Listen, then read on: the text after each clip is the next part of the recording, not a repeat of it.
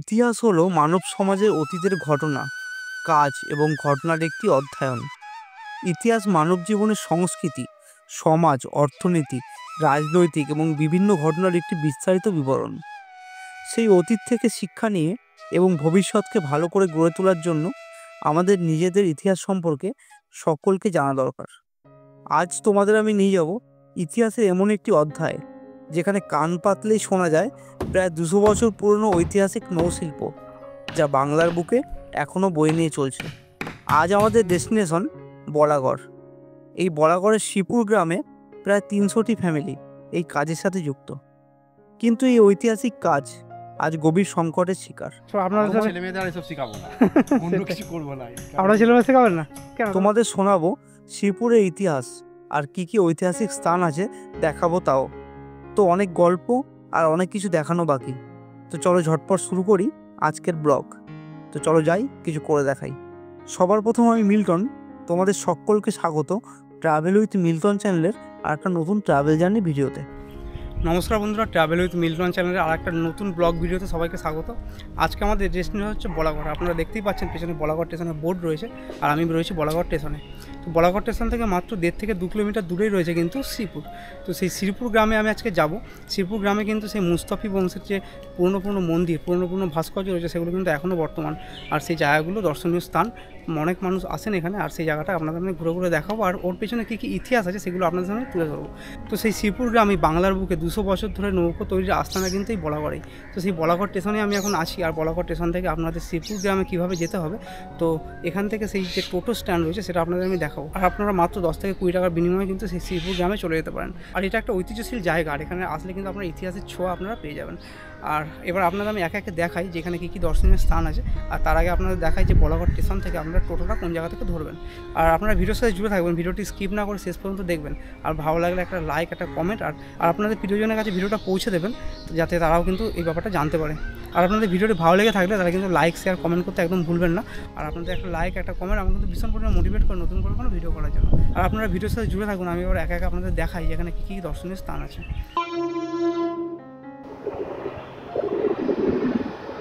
বলাগড় আসতে গেলে হাওড়া থেকে কাটোয়াগামী লোকাল ট্রেন ধরে আসতে হবে।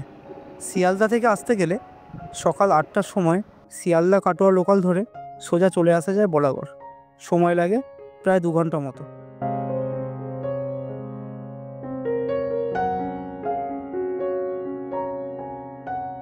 বলাগড় স্টেশন এটা হচ্ছে 1 নম্বর প্ল্যাটফর্ম, যার পাশে টিকিট কাউন্টার রয়েছে। আর ও পাশে হচ্ছে 2 নম্বর প্ল্যাটফর্ম। আপনারা যেদিক থেকে আসবেন সেদিক থেকে নেমে টিকিট কাউন্টারের দিকে চলে আসবেন। আর টিকিট কাউন্টার থেকে ঠিক পাশেই রয়েছে এখানে টোটো স্ট্যান্ড।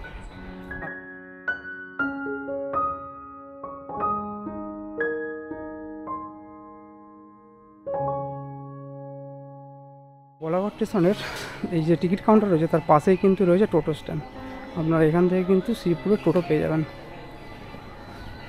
গেট থেকে বেরোলেই এখানে দেখতে পাবেন এরকম একটা বট গাছ, আর তার পাশেই রয়েছে একটা মন্দির, আর এখানে কিন্তু টোটো স্ট্যান্ড রয়েছে।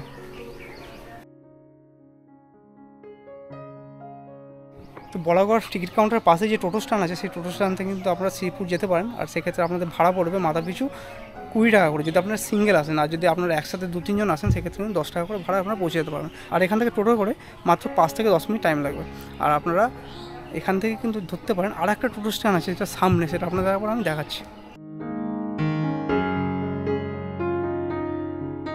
এটা হচ্ছে বলাগড় স্টেশন। বলাগড় স্টেশনের ওদিকে পরে হচ্ছে টিকিট কাউন্টার, যেটা হচ্ছে ওভারব্রিজের কাছে। আর ওভারব্রিজের রাস্তা ধরে যদি আপনি সোজা আসেন, এদিকটা জিরাটের দিকে যদি আপনি হেঁটে আসেন, তাহলে এদিকে লাস্ট মাথায় কিন্তু এখানে একটা এই যে নামার যে রাস্তাটা আছে, এখানে দেখতে পাবেন একটা বট গাছ। তো বট গাছের পাশেই কিন্তু অনেক টোটো আছে, সেই টোটোতে করে আপনারা যেতে পারেন। এখান থেকেও কিন্তু সেই একই ভাড়া নেবে। আপনারা ওদিকে না পেলেও কিন্তু এখান থেকে টোটোতে করে যেতে পারেন। আর এটা হচ্ছে আপনাদের জিরাটের দিকে যাওয়ার রাস্তা, এটা হচ্ছে ডাউন লাইন, আর এদিকে হচ্ছে আপনাদের আপ লাইন। এই যে রাস্তাটা, এটা হচ্ছে বলাগড় স্টেশনের ওদিক থেকে আসছে, ওখানে টোটোগুলো দাঁড়িয়ে আছে। আর আপনারা যদি ওদিক থেকে আসেন তাহলে এখান থেকে বেরিয়ে আপনাদের এইভাবে যেতে হবে। এদিকে যাচ্ছে হচ্ছে বলাগড় থানার দিকে। বলাগড় থানা এখান থেকে কাছেই পড়ে, আর এখান থেকে প্রায় 1.5 কিলোমিটার মতো দূরে পড়বে শ্রীপুর। তো আমরা প্রথমে যাবো শ্রীপুর মন্দির প্রাঙ্গণ। তো সেখানে গিয়ে আমি প্রথমে মন্দিরগুলো আপনাদের দেখাবো, আর তারপরে যাব নৌকো তৈরির কারখানা। আর যারা পেছন থেকে আসছেন পেছন থেকে এখান থেকেও বলাগড় স্টেশন উঠে যায়। আর বলাগড় স্টেশনে খানিকটা এই রাস্তা ধরে এগোলেই এটা হচ্ছে বলাগড় থানা। এটা হচ্ছে বলাগড় থানা। তো আমরা স্টেশন থেকে শ্রীপুর মন্দির প্রাঙ্গণে চলে এসেছি। তো আমরা এখন শ্রীপুরের সেই মন্দির প্রাঙ্গণে চলে এসেছি। আর এই যে আমি এখন এখানে আছি, আর রিয়া রয়েছে পাশে। সব ব্যাগপত্র ম্যাডামের কাছে দিয়ে দিয়েছে, আছে সব দায়িত্ব রয়েছে। তো এবার এই দর্শনীয় স্থানে কী কী মন্দির রয়েছে আপনাদের এবার এক এক আমি দেখাচ্ছি, আপনার ভিডিওর সাথে জুড়ে থাকবেন। এটা হচ্ছে শ্রীপুরের মন্দির প্রাঙ্গণ। আর প্রথমে এরকম একটা সুন্দর একটা বেল গাছ রয়েছে। আর এটা হচ্ছে এন্ট্রি গেট নয়, এন্ট্রি গেটটা এদিক থেকে আছে। এটা হচ্ছে এন্ট্রি গেট। এটা হচ্ছে রঘুনন্দন ভবন।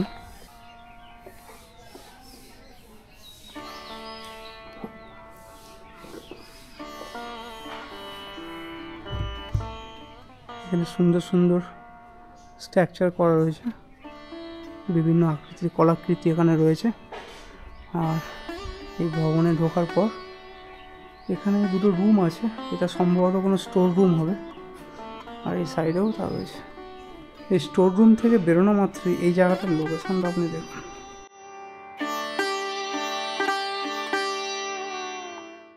এটা হচ্ছে রাধা গোবিন্দ রাসমঞ্চ।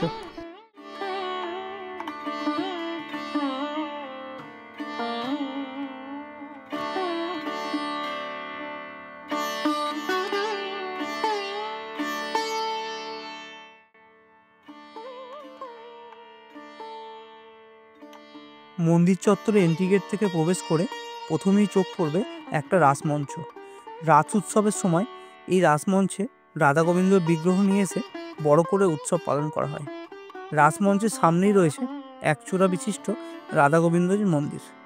এই মন্দির 1719 শতকে নিধিরাম মুস্তাফি নির্মাণ করেন।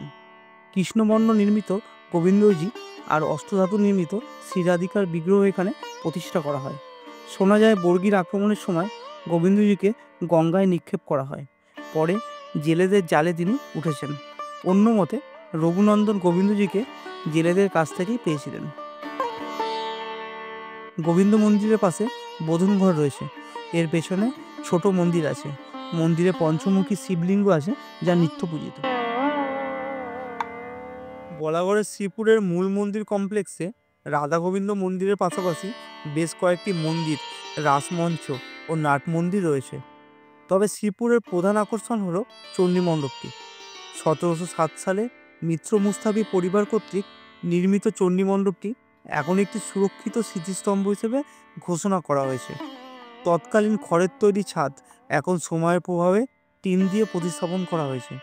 ফলস্বরূপ মন্দিরের সৌন্দর্য নষ্ট হলেও তৎকালীন সময়ে নিখুঁত শিল্পীদের কাজ শ্রীপুরের পুরনো শিল্প ও তার ইতিহাসকে এখনও মনে করিয়ে দেয়। বিশ্বাস করো, হাতের কাজ যে এতটা নিখুঁত হতে পারে সেটা হয়তো শ্রীপুর না এলে বুঝতেই পারতাম না। শিল্পীদের আসল কাজ রয়েছে মণ্ডপের ভেতরে। এখানে আজও দুর্গাপুজোর নিয়ম মেনে পালিত হয়। চণ্ডী মণ্ডপের 3টি দেয়ালের সবচেয়ে জটিল কাজ কাঠের বাঁকা প্যানেল দিয়ে সজ্জিত। কাঠের প্যানেলগুলি বাংলার অসংখ্য মন্দির দেয়ালে আঁকা টেরাকোটার প্যানেলের মতনই। তবে কাঠের কাজ কেবল প্যানেলের মধ্যেই সীমাবদ্ধ নয়। স্তম্ভ ও ছাদের বিমগুলি সূক্ষ্ম ফুল, জ্যামিতিক এবং রূপক নকশা দিয়ে ফুটিয়ে তোলা।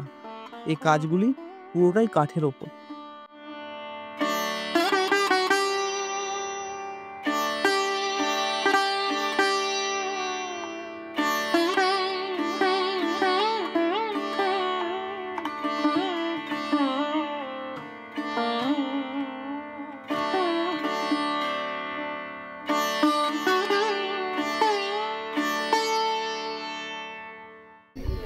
তো আমি এখন শ্রীপুরের চণ্ডী মণ্ডপের সামনে রয়েছি। আর চণ্ডী মণ্ডপের ভেতরে যা দেখলাম, তখনকার সময় যে হাতের তৈরি যে সমস্ত ভাস্কর্য রয়েছে সেগুলো সামনে থেকে না দেখলে বোঝা যাবে না।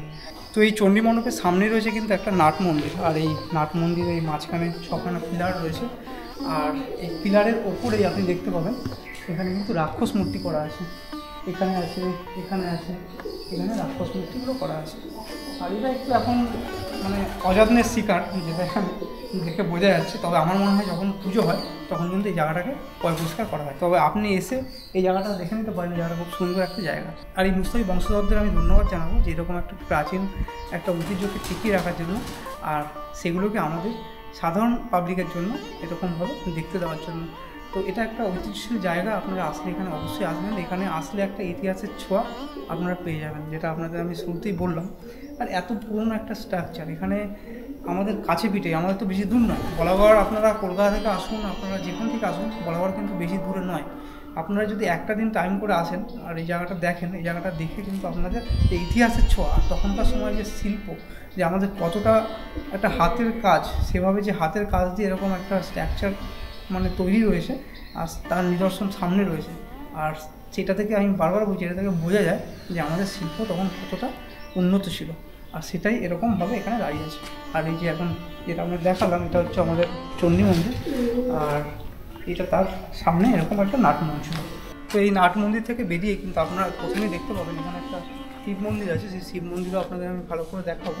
আর এখানে এই যে চণ্ডী মণ্ডপ আছে, চণ্ডী মণ্ডপের পেছনে ছিল এই যে নাট মঞ্চ, আর সামনেই ছিল রাধা গোবিন্দ মন্দির, আর এরকম সামনে খোলা মাঠ। আর এই যে আমাদের এখানে শেরপা দাঁড়িয়ে আছে, শেরপাকে এখানে বিশ্রাম দিয়েছি। তবে রোদে বিশ্রাম দিয়েছি, তাহলে বুঝুন কী অবস্থা। রোদের মধ্যে বিশ্রাম দিয়েছি। এখন একটু ওয়েদার ভালো আছে, বৃষ্টি হলেও হতে পারে। এরকম রয়েছে এখানে স্ট্রাকচার সব। আর এর পাশেও কিন্তু আরও কিছু মন্দির আছে, যেগুলো আপনাদের আমি একে দেখাই। তো এই চণ্ডী মণ্ডপের সামনে রয়েছে একটা নাট মন্দির, আর নাট মন্দির পাশে এরকম একটা খোলা মাঠ, আর এই খোলা মাঠের যে পাশেই রয়েছে একটা শিব মন্দির। এখানে দেখতে পাচ্ছেন এই যে শিব মন্দির। আর এই মন্দিরের পজিশনগুলো দেখানোর জন্য আপনাদের আরেকবার আমি দেখাচ্ছি। ওটা হচ্ছে এন্ট্রি গেট, এটা হচ্ছে রাসমঞ্চ, ওটা হচ্ছে রাধা গোবিন্দ মন্দির, আর এটা হচ্ছে চণ্ডী মণ্ডপ, যেটা আপনাদের আমি বললাম। আর পাশে এরকম একটা খোলা জায়গা, আর এখানে আছে শিবজির মন্দির।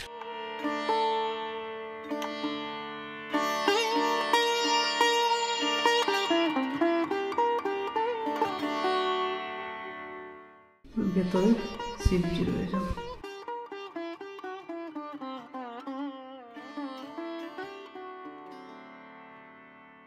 চণ্ডী মণ্ডপ আর এই যে নাট মন্দিরের পাশেই কিন্তু যে খোলা জায়গা আছে, এই জায়গার পাশেই ওখানে যে দালানটা আছে না, তো সম্ভবত তখনকার সময় যে রাজবাড়ি ছিল, তো এটা সেই রাজবাড়িরই স্ট্রাকচার, যেটা এখন কিন্তু পুরো ধ্বংসপ্রায় অবস্থায় রয়েছে। আর কিছু কিছু জায়গায় দেখা যাচ্ছে, দেখে বোঝা যাচ্ছে যে ওখানে কোনো একটা বাড়ি ছিল, যেটা সম্ভবত ওখানকার সময় রাজবাড়ি ছিল। আর এরকম ব্যাক সাইডটা সুন্দর একটা নজারা, আর আপনারা ওয়েদারটা দেখুন, উপরে খুব সুন্দর লাগে। আর এই পাশে এখান থেকেই দেখা যাচ্ছে রাধা গোবিন্দ মন্দিরের চূড়া।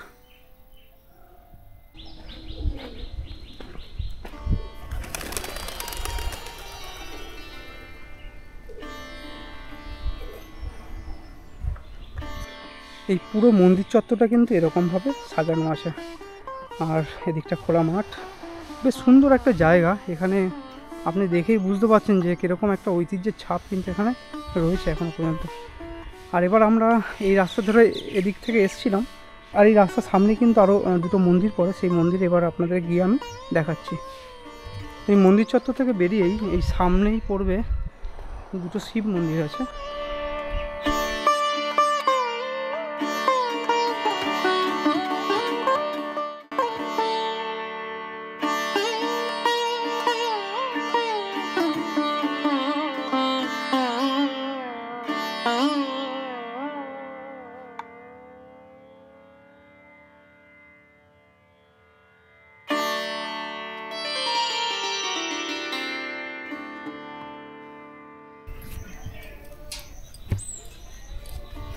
পাশেই রয়েছে জোড়া শিব মন্দির।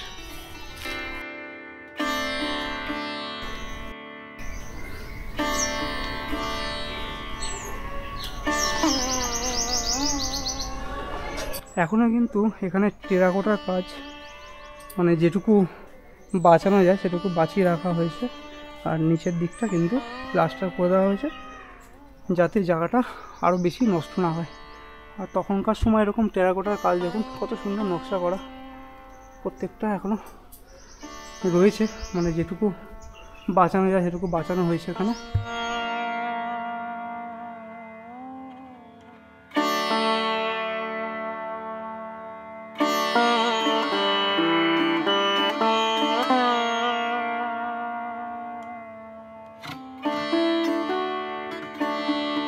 এখানে পরস্পর এরকম দুটো মন্দির রয়েছে, তো এই জন্য এটাকে জোড়া শিব মন্দির বলে। আর এটাতেও যেটুকু বাঁচানো যায় সেটুকু এরকম টেরাকোটার কাজ বাঁচানো হয়েছে।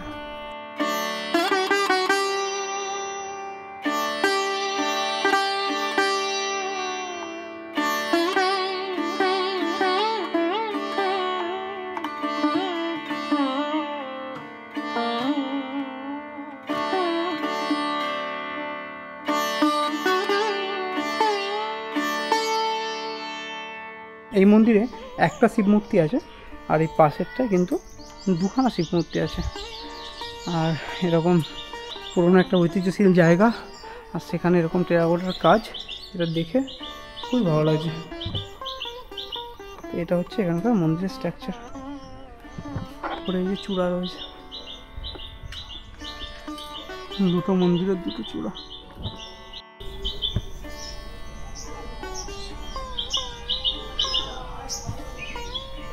রিয়া কিছু বক্তব্য আছে? রিয়া ম্যাডাম এখন দেখছে পুরোনো স্ট্রাকচার ঘুরে ঘুরে। তো শ্রীপুরের ওই চণ্ডীমণ্ডপ তলা থেকে ওই রাস্তা থেকে যখন আপনি আসবেন, তো সেই রাস্তা থেকে আসার সামনে কিন্তু চোখে পড়বে এরকম একটা রাসমঞ্চ, যেটা খুব পুরনো। আর এখানে কিন্তু এভাবে দাঁড়িয়ে আছে, এটা মনে হচ্ছে মডিফিকেশান করা হয়েছে। এখানে লেখা আছে 2003, আমার সম্ভবত 2003 সালে কিন্তু মডিফিকেশানটা করা হয়েছে। আর এই মন্দিরটা কিন্তু অসাধারণ একটা লাগছে, রাস্তার পাশে এরকম খোলা মাঠ পাশে রয়েছে। আর এই মন্দিরটা এভাবে এখানে দাঁড়িয়ে আছে মন্দিরটা।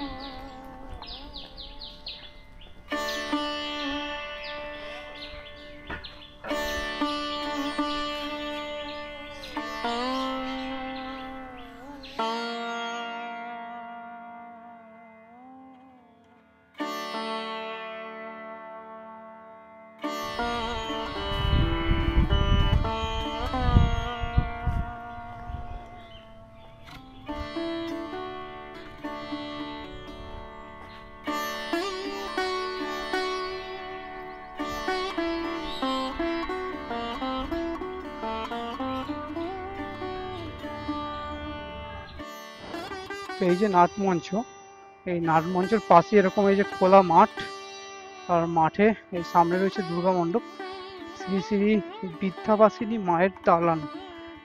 এটা হচ্ছে শ্রীপুর বড়মার মন্দির। আর পাশেই রয়েছে এখানে আরেকটা মন্দির। সোজা মন্দির থেকে এসে আপনারা এখানে যে জলের ট্যাঙ্কি আছে না, জলের ট্যাঙ্কির পাশ দিয়েই এখানে আপনারা সোজা চলে এলে দেখতে পেয়ে যাবেন এখানে নৌকো তৈরির কারখানা। এখানে কিন্তু পরস্পর এই যে এইভাবে নৌকো তৈরি করা হয়।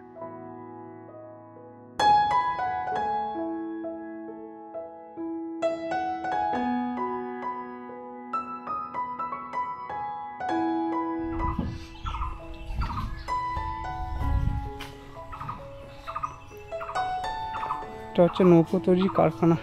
এটা প্রথম কারখানা, পরে ওদিক থেকে আসার সময় এরকম কিন্তু অনেক কারখানা আপনারা সামনে চোখে পেয়ে যাবেন, যেটা আমি যাবো গিয়ে আপনাদের দেখাবো, যেখানে কিন্তু তৈরি হচ্ছে।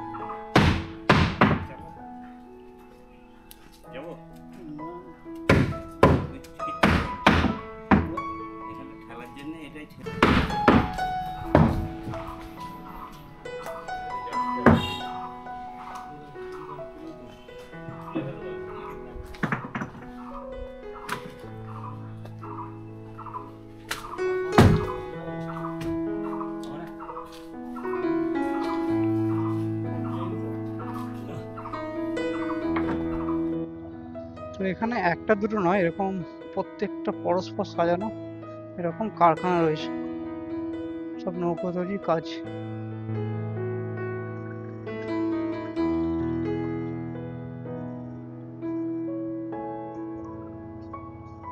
যেখানে রয়েছে এখানে কাঠগুলো এরকমভাবে বেঁকিয়ে বাঁধা রয়েছে, যেটা এভাবে ছেড়ে দেওয়া হয়েছে এখন, যাতে ওগুলো পুরোপুরি বেঁকে যায়। আর এগুলো ছোট ছোট নৌকো, আর ওগুলো মাঝারি সাইজ রয়েছে। আর সামনে যাই আর দেখি কিরকম কি চোখে পড়ে। এখানে সবচেয়ে বড় বড় রয়েছে।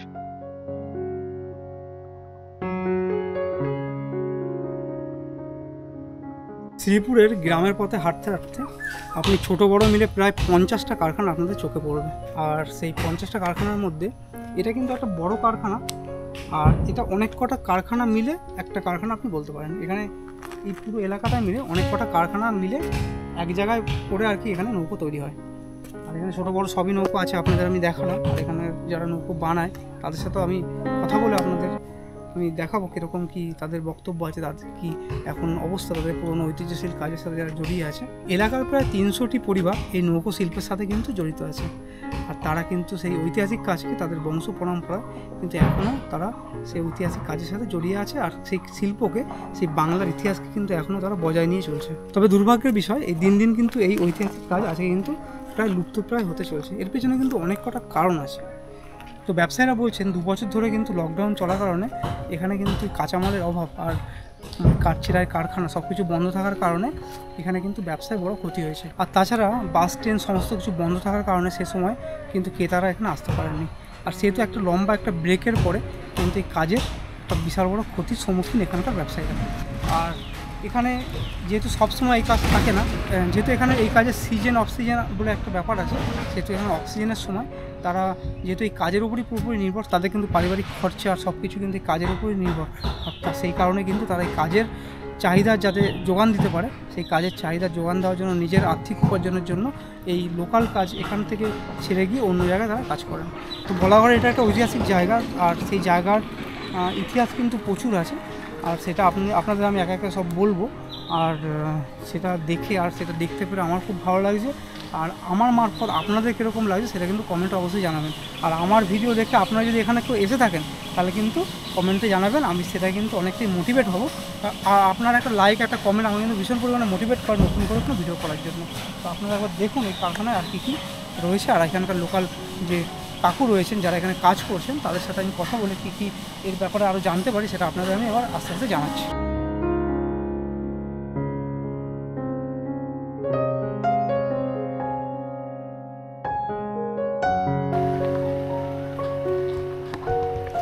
তো শ্রীপুরের নৌকো তৈরির কারখানায় আমি এখন এখানে আছি। আর এখান থেকে আমি যখন গ্রামের ভেতরে যাচ্ছিলাম তখন সামনেই চোখে পড়লো এরকম একটা বাঁশবাগানের মধ্যে কিন্তু এরকম বহু বড় বড় এরকম নৌকো বানানো আছে। আপনারা জাস্ট দেখুন, আমি পাশে গিয়ে দাঁড়াই আর দেখুন কত বড় নৌকো। আর আমার মনে হচ্ছে এই এলাকায় এটাই সবচেয়ে বড় কারখানা হবে, কারণ প্রত্যেকটা নৌকো এখানে বড় বড় যেমন আছে, তাছাড়া জায়গাটা আপনারা দেখুন যে কতটা জায়গা নিয়ে এখানে করা আছে।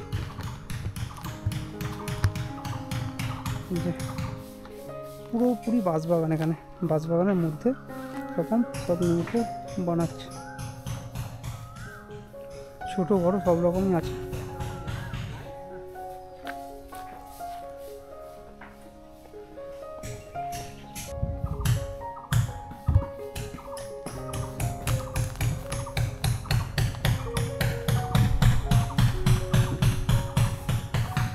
আচ্ছা, এখানে একটা আমার মিসআন্ডারস্ট্যান্ডিং ছিল যে এটা একটা সিঙ্গেল কারখানা, কিন্তু সেটা নয়।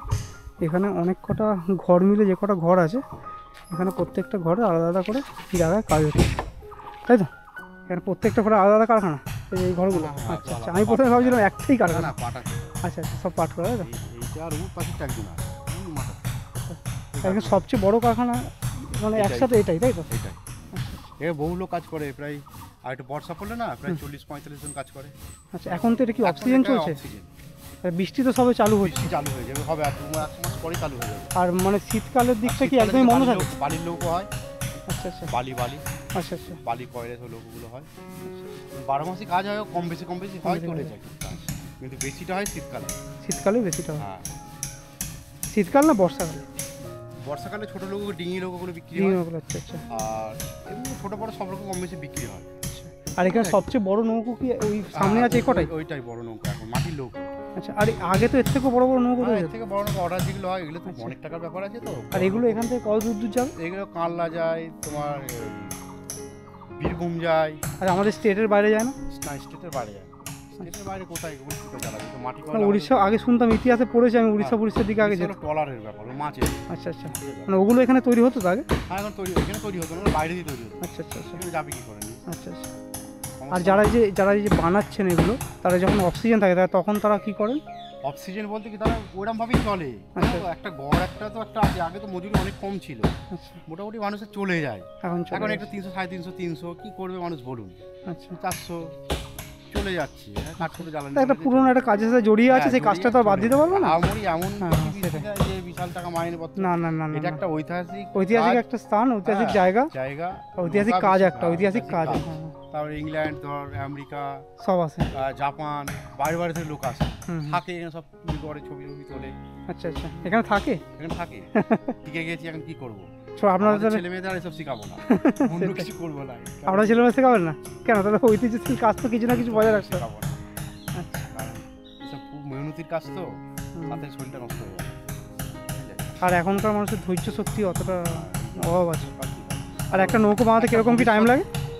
একটা নৌকা হয়ে ধরো, একটা নৌকা, ছোট নৌকাগুলো 7 দিন 8 দিন, 7-8 দিন লাগে। হ্যাঁ, আর minimum। বড় যেমন ওই বড়টা বড়গুলো 1 মাস লাগবে, 1 মাস 4টে লাগে। লোকে 1 মাস লাগবে। 4টে লোক লাগবে। হ্যাঁ, 4টে লোকে 1 মাস লাগবে প্রায়। আচ্ছা, আর এগুলো মানে কি কাঠ দিয়ে তৈরি এগুলো হবে? বিভিন্ন ধরনের কাঠ আছে, এগুলো আর যেমন খিরিস আছে, ব্ল্যাক খিরিস আছে, আচ্ছা কাঁঠাল আছে, আচ্ছা, নিম আছে, যে যেরকম অর্ডার দেবে। যে যেরকম অর্ডার দেবে সেই কাঠে হবে, তাই তো? কাঠ আছে, বাবলা কাঠ আছে, আচ্ছা আচ্ছা যেরকম অর্ডার দেবে পার্টি সেইভাবে কাঠ দেওয়া হয়। আচ্ছা। আর এই যে এই নৌকো মানে নিয়ে যাওয়া হয় কিসে করে? নৌকা লরিতে নিয়ে যায়। লরিতে করে নিয়ে যায়? ও মাথা ঠিক ঠিকই আছে, আচ্ছা, সেটা তুলে দেয়। যারা তোলে তারা, আমরাও তুলে দিই, ওরাও তোলে, তো কায়দা আছে তো তোলা। সব কায়দা আছে তো।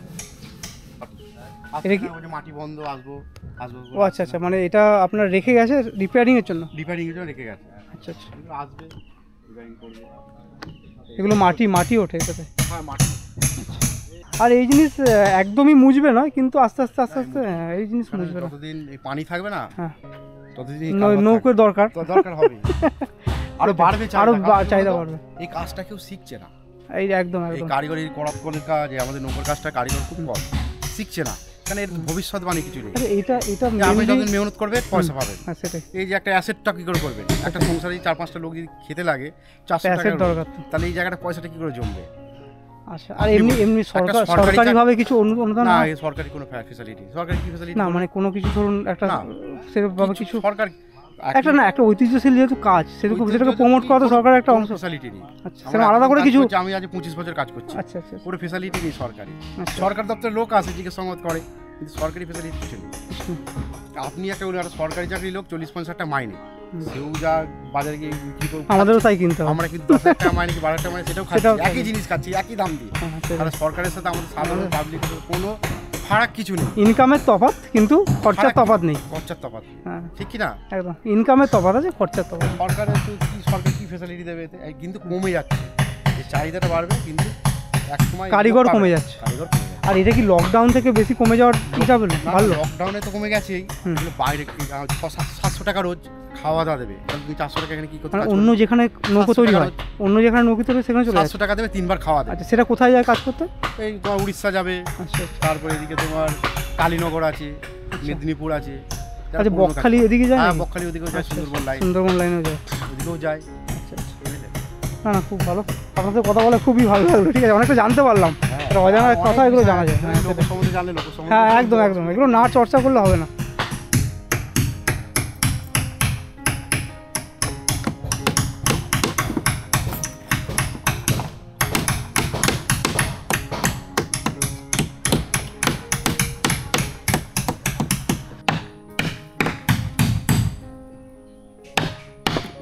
এগুলো কি কাঠ দিয়ে তৈরি হচ্ছে কাকু? এগুলো সব জিলাপি কাঠ। জিলাপি কাঠ? আচ্ছা, এই কাঠগুলো কোথা থেকে আসে এগুলো সব? এগুলো সব কোথা থেকে আসে? লোকাল মাল সব, এদিকে সব লোকালেরই মাল। আচ্ছা এগুলো সব লোকাল মাল, বাবলা বাইরে থেকে আসছে এখন। আচ্ছা, আচ্ছা, এই যে নৌকো বানানোর যে শুরুটা, এর পেছনের ইতিহাসটা আপনার কিছু যদি জানা থাকে? শুরুটা আর কি, প্রথমে যখন আপনার বাবার কাছ থেকে কিছু শুনেছেন কিংবা তার ইতিহাসের কথা আর কি। শুনুন, ইতিহাসের কথা হচ্ছে, এটা হচ্ছে আমরা তো দেখিনি কে আবিষ্কার করেছি, না। এটা কেউ বলতে পারবো না। না। এবার ধরুন আমরা এই কাজ করতে করতে, ধরুন আমার সাথে যেমন আমার ছেলে কাজ করতে করতে মিস্ত্রি হয়ে গেছে, হ্যাঁ। কি বলছে, আমাদের কিছু ভাইপোরা আছে তারা মিস্ত্রি হয়ে গেছে। আমার ভাইয়েরা 6 ভাই, আমরা বড়দা রাজমিস্ত্রি কাজ করতো, আর সব কটা কাঠের কাজ শিখিয়ে দিয়েছি। নিজে নিজে খুব কষ্ট করেছি।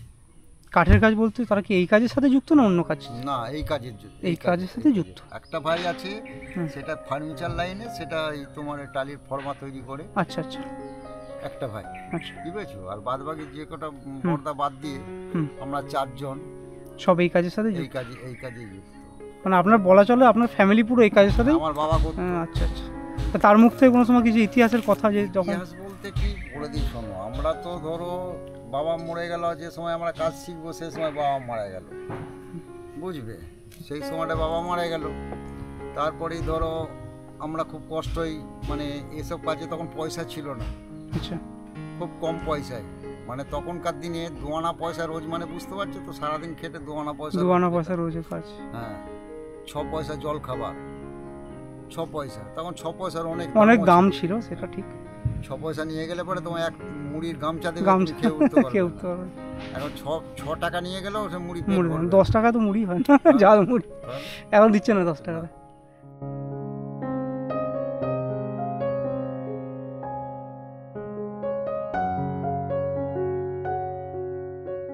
তো শ্রীপুরের আমি এখন একটা নৌকো কারখানায় আছি, আর সেখানে এসে কিন্তু আমার বেশ ভালো লাগলো। এখানে দেখুন বাঁশবাগান, আর এখানে বাঁশবাগানের মধ্যে যে কটা ঘর দেখতে পাচ্ছেন, এই ঘরগুলো এক একটা হচ্ছে এক একজনের, আর তার ভিত্তিতে আশেপাশে তারা নৌকোগুলো বানান।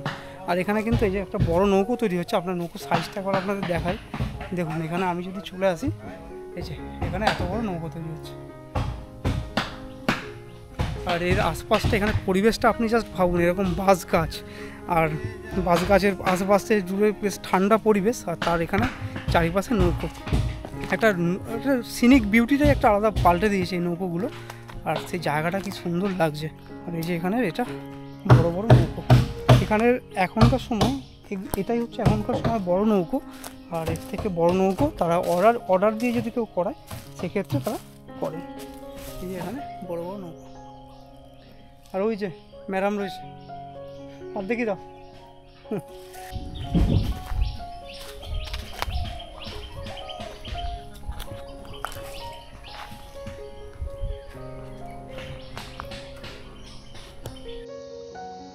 তো এখানে এই কাঠ চেরাই কল, তো এইটা নৌকো বানানোর জন্য এই সমস্ত কাঠের দরকার পড়ে, তো সেগুলো কিন্তু এখান থেকেই চেরাই করা হয়।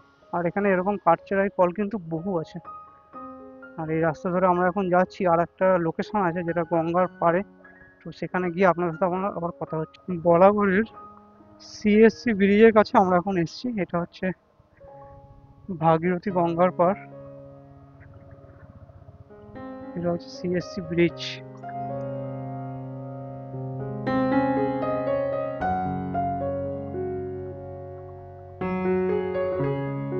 তো বলাগড়ের সিএসসি ব্রিজের কাছে আমি এখন আছি। তো বলাগড় এসে এই ব্রিজের কাছে কেন এলাম সেটা এই লোকেশনটা দেখে বুঝতে পারবেন না। আর এই সিএসসি ব্রিজের এখানে আসার একটা কারণ আছে, আমি আপনাকে দেখাচ্ছি। আর এটা হচ্ছে এখানে ভাগীরথীর একটা ভাগ, তো সেই শাখা নদী রয়েছে, আর শাখা নদীর ওপারে চাষাবাস করার জন্য ওখানে সবাই যায়। আর এটা একটা প্রজেক্ট ছিল সিএসসির, সেই প্রজেক্টটা ইনকমপ্লিট রয়ে গেছে, তো সেই প্রজেক্টেরই এটা একটা অংশ। আর এই ব্রিজটা এখন এই অবস্থায় রয়েছে। আর এই যে ব্রিজের লোকেশন, এদিক থেকে আস্তে আস্তে আস্তে আস্তে আস্তে আস্তে এখানে শেষ। আর ব্রিজে ওঠার জন্য এখানে একটা জোগাড় আছে, এই যে এটা দিয়ে ব্রিজে ওঠা যায়, এটা দিয়ে উপরে ওঠা যায়। উপরে উঠলে খুব সুন্দর একটা লোকেশন আছে, সেই লোকেশানে আমি উঠবো, উঠে আপনাদের দেখাচ্ছি। এখন এই সিএসসি ব্রিজের উপরে উঠবো, দেখি উপরে উঠে কীরকম কী অভিজ্ঞতা হয়।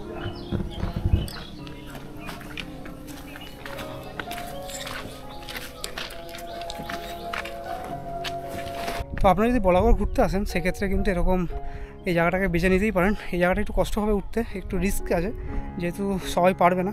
আর যদি আপনারা একটু পারেন তাহলে সেক্ষেত্রে কিন্তু জায়গাটা একদম মিস করবেন না। আর একটা অসাধারণ একটা জায়গা, এরকম দেখুন এখান থেকে লোকেশনটা কি সুন্দর লাগে, তাই না? এখানে থাকলে এরকম একটা লোকেশন পাওয়া যাবে, সেই লোকেশনে একটা সিনিক বিউটি একটা আলাদা চেঞ্জ করে দিয়েছে, এরকম একটা সুন্দর জায়গা। তো এধারেও এরকম রয়েছে, এরকম সুন্দর একটা নাজারা রয়েছে, আপনারা দেখুন একবার এধার থেকে এরকম। আর এখান থেকে এরকম নৌকো যাচ্ছে, সেগুলো দেখতেই একটা সুন্দর লাগে। তো আপনারা আসলে এই জায়গাটা একবার আসতেই পারেন। তো কেমন লাগলো আপনাদের ভার্চুয়ালি থেকে আমার এই বলাগড় ট্যুর প্রোগ্রামে, সেটা কিন্তু কমেন্টে জানাতে একদম ভুলবেন না। যদি ভিডিওটি ভালো লেগে থাকে তাহলে একটা লাইক, একটা শেয়ার করে যাবেন। আর যদি একটু বেশি ভালো লেগে থাকে তাহলে চ্যানেলটিকে সাবস্ক্রাইব করে পাশে থাকবেন। আপনাদের একটা লাইক, একটা কমেন্ট আমাকে ভীষণ পরিমাণে মোটিভেট করে নতুন করে কোনো ভিডিও করার জন্য। তো আবার কথা হবে, আবার গল্প হবে নতুন কোনো ভিডিও, নতুন কোনো জায়গায়। তো আপাতত এই ভিডিওটা আমি এখানেই শেষ করছি। সবাই ভালো থাকবেন, সুস্থ থাকবেন, সকলকে অসংখ্য ধন্যবাদ।